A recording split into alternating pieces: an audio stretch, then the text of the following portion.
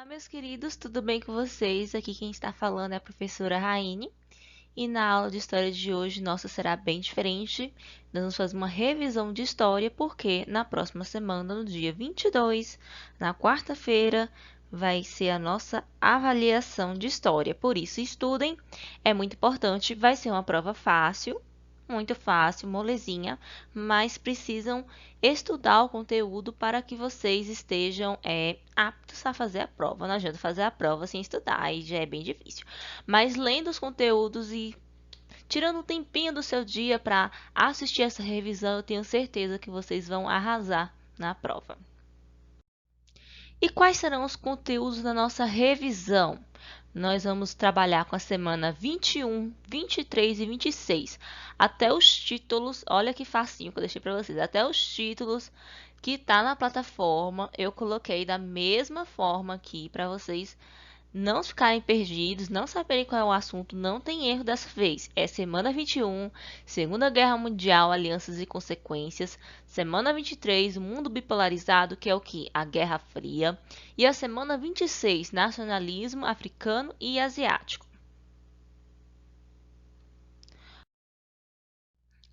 E é imprescindível, né, falar sobre a Segunda Guerra Mundial, né? Eu vou cobrar mais as consequências da Segunda Guerra Mundial e a contraofensiva dos aliados, mas eu preciso falar para vocês o que levou os países à Segunda Guerra Mundial, certo? E quais foram os tratores? Nós temos vários.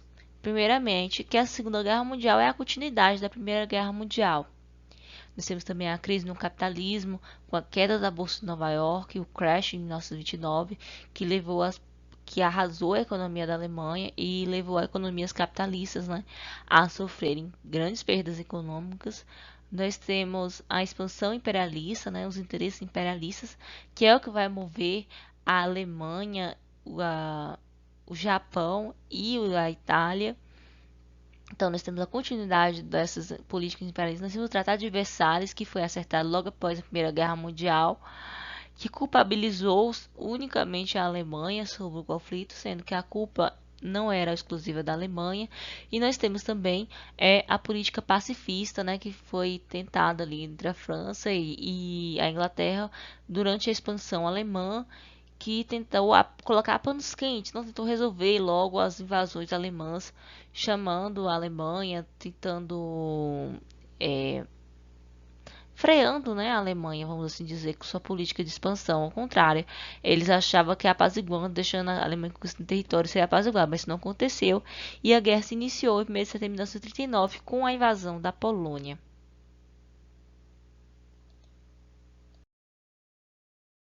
Para ficar melhor para a gente entender a Segunda Guerra Mundial, eu divido ela em 3 momentos. O primeiro momento é da ofensiva nazista, quando ocorre a conquista de vários países europeus pelos nazistas, a expansão imperialista do Japão na Ásia, que deixou de ser uma simples vítima do imperialismo para se tornar o algoz, né, o grande vilão do imperialismo na Ásia, e a expansão também da Itália, conquista da Etiópia por Mussolini em 1936. E aí nós vamos ter a consolidação do eixo, né, Roma, Berlim, Tóquio, que vai ser o primeiro momento da ofensiva nazista. No segundo momento, nós temos a contraofensiva dos países aliados. Nós vamos ter a participação do Brasil na Primeira Guerra com nossas pracinhas, a FEB, lembrando que a participação do Brasil na Segunda Guerra ela foi bem tardia, né?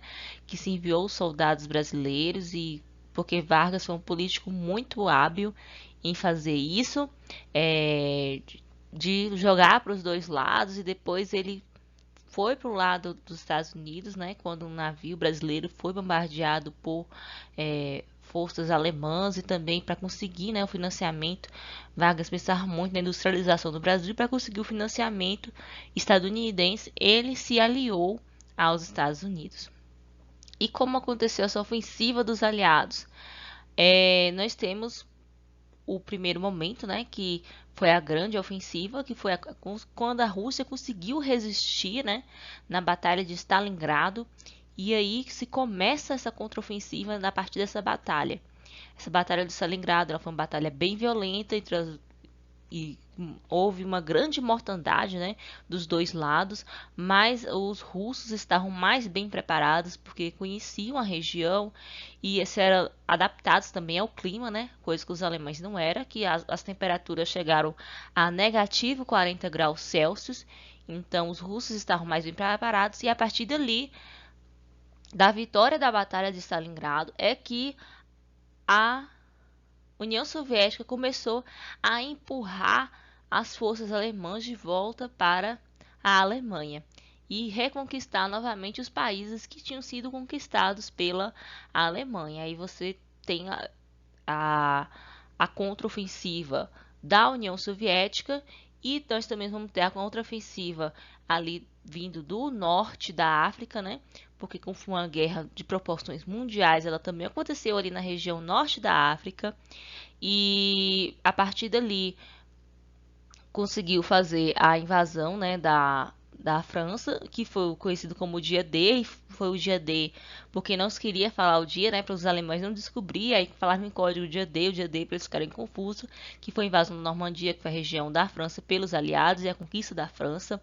Nós também vamos ter ali outra contraofensiva pelo norte da África, a conquista da Sicília na Itália, e depois da conquista da Sicília nós vamos ter os aliados retomando o território italiano aos poucos. Mussolini perdeu o governo, junto, um dos motivos foi a ajuda, né, dos próprios compatriotas alemães, desculpa, gente, italianos, que não concordavam com o regime fascista de Mussolini. Depois ele se reinstala novamente no norte com a ajuda das forças alemãs, mas esse governo tem duração de pouquíssimos dias e ele acaba, né, perdendo, ele é capturado e morto pelos italianos que eram contra o regime, pelos próprios aliados. E o terceiro momento, né, foi a vitória dos aliados. Nós temos dois momentos muito impactantes da Segunda Guerra, que foi a descoberta dos campos de concentração. Já sabia que existia, né? Mas os horrores do campo de concentração com o Holocausto.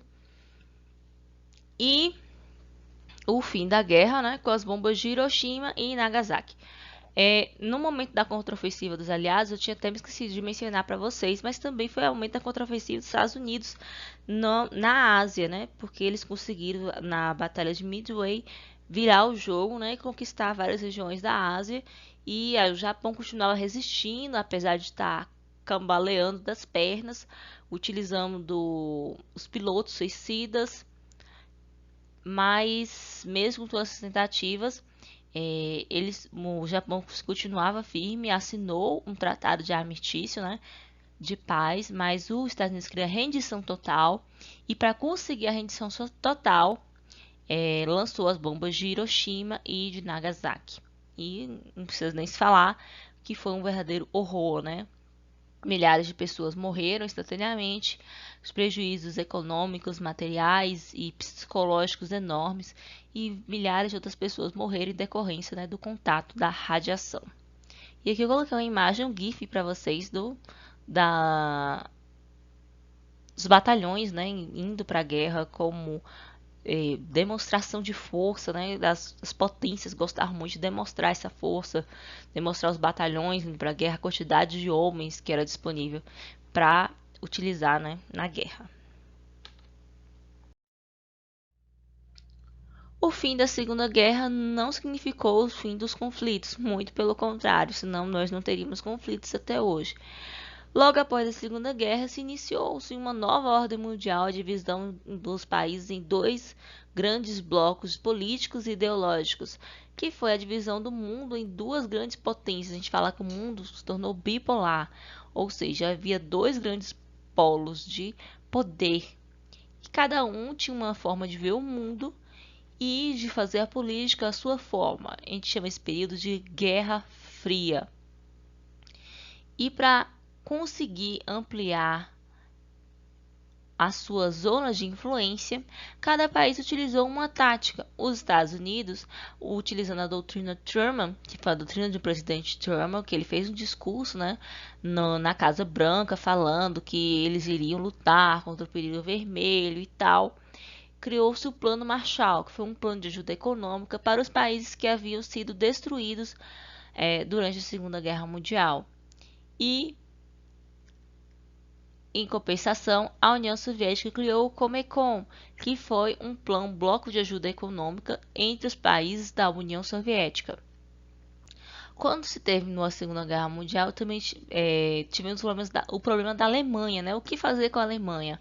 Decidiu-se dividir a Alemanha em 4 zonas de ocupação dos países vencedores. A União Soviética, Estados Unidos, a França e a Inglaterra ocuparam a Alemanha e fizeram todo o processo de desnazificação da Alemanha.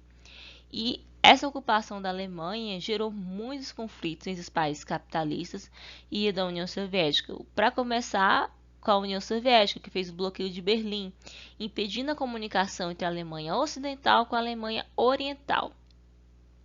Isso fazia com que a Alemanha Ocidental não conseguisse ter acesso, né, aos produtos básicos para a sua economia e a sua sobrevivência. Depois, conseguiu, né,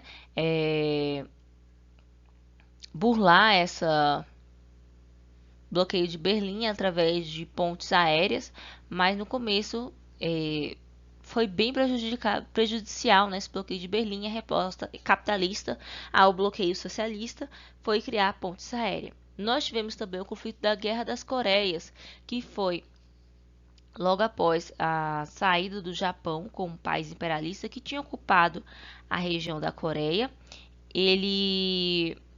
A União Soviética ocupou um pedaço da Coreia, os Estados Unidos ocupou outro, e em 1950 a parte do norte, que era da União Soviética, invadiu a parte do sul, que pertencia, né, vamos dizer assim, à zona de influência capitalista estadunidense, e se inicia a Guerra da Coreia, que é uma guerra que até hoje, até os dias atuais, ela perdura, e a Coreia do Sul e do Norte não são unificados. E também dos dois lados nós temos os crimes contra a humanidade. A União Soviética, essa perseguição, né, a perseguição que ocorreu contra as pessoas que não se encaixavam no regime, que eram simpatizantes do regime capitalista, foram feitas pelo líder da União Soviética, Stalin. E nos Estados Unidos, essa perseguição ela aconteceu sob mando, nessa caça aos comunistas, ela aconteceu sob mando de um senador estadunidense chamado Joseph McCarthy. E aí se iniciou uma verdadeira guerra, né, à procura, à caça desses comunistas. Então, os excessos e os crimes contra a humanidade aconteceram dos dois lados da moeda. A diferença é que um era feito e liderado pelo Estado e o outro, nos Estados Unidos, era liderado mais vamos assim dizer, pela sociedade civil. Dentro da Guerra Fria, nós também vamos ter a corrida armamentista e espacial, né? Que os dois países queriam se mostrar como as duas grandes potências que iriam liderar, sair à frente da corrida armamentista. Os Estados Unidos lançou as bombas de Hiroshima e Nagasaki para mostrar, né, o que sua potência militar. Então, em 52, os Estados Unidos lançou uma nova bomba mais potente ainda, que foi uma bomba de hidrogênio, e a União Soviética não deixou por baixo e 3 anos depois lançou a sua própria bomba. Como eles viram que estavam empatados nessa questão armamentista, que se um tentasse uma guerra contra o outro nuclear, que ia ser a destruição mútua, eles começaram a fazer uma corrida científica, uma corrida espacial. A União Soviética saiu na frente em 1957, lançando os satélites artificiais Sputnik 1 e Sputnik 2, que foi o lançamento da cachorrinha Laika, que foi o primeiro ser vivo, né, que chegou ao espaço. E em 1971 foi a primeira nave espacial tripulada, que nós temos o primeiro homem que chegou ao espaço, né, Yuri Gagarin. Mas em 69, os Estados Unidos conseguem, né, o grande objetivo, que era chegar na Lua, com a sua nave Apollo 11, e pela primeira vez o homem chega à Lua, e quando o homem chega à Lua, se cessa essa corrida espacial. No século XIX, as grandes potências europeias elas submeteram seus domínios às grandes regiões da África e da Ásia, né?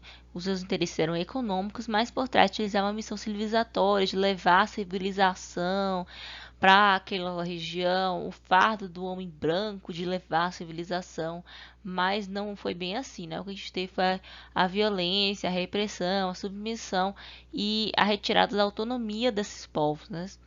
E nesse contexto da Segunda Guerra Mundial, as grandes potências elas perdem, né, potência militar e econômica, elas não conseguem mais manter essas colônias sob seu controle e assim a descolonização ocorre.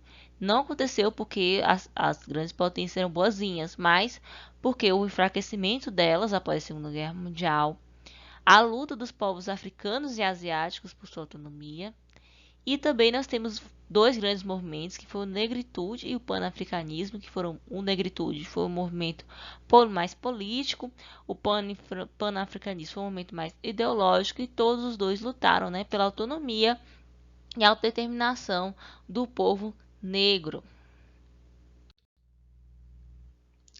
E aí, esse contexto de descolonização, a gente vai ter um importante passo para a Conferência de Bandung, né? Foi realizada em 1955 por 29 países da região ali do norte da África e do Oriente que tinham, né, se libertado do domínio europeu e eles se determinavam a favor da autonomia, da autodeterminação dos povos, da independência desses países e se declaravam não alinhados nem à União Soviética e nem aos Estados Unidos.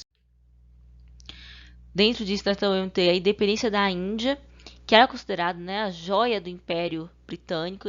A Índia estava sob o domínio britânico e ela conseguiu sua independência de forma pacífica, utilizando a desobediência civil e da não violência.